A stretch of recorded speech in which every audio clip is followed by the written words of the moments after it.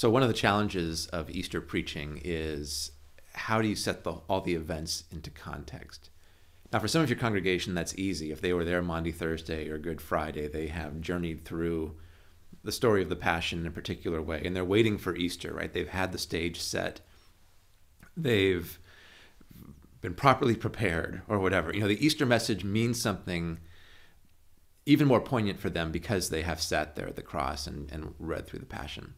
But you've also got plenty of people who haven't been in church since Palm Sunday or Passion Sunday, or maybe even weeks or months or years. So is there a need to set the Easter story in context so that people aren't met with triumph and trumpets immediately as they walk through the door and the service opens? I think so. And I think that can be done in the liturgy. There's ways you can begin with the bleakness of Good Friday and then transition to Christ the Lord is risen today or whatever.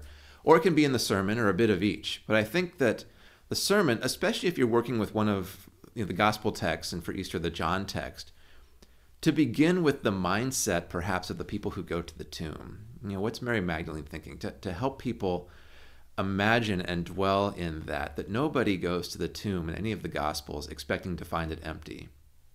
They're all going there for different reasons, to care for the body, but nobody foresees what's going to happen in the gospels. So how can a sermon help us dwell in that and see the resurrection, see Easter as not just good news, but surprise?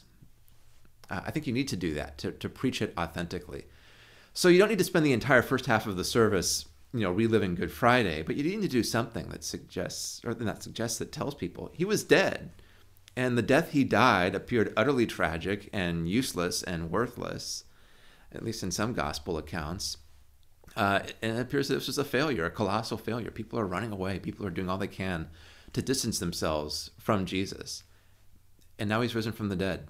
And he doesn't come back angry, saying, "Where were you?" Right? He comes back welcoming them, calls Mary by name, meets with his followers, and reconciles with them, or reconciles themselves to him, Peter in particular.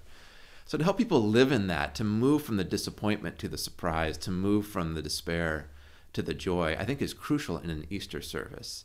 Again, don't relive Good Friday, but don't let Easter just smack people in the face as they walk in the door without a context.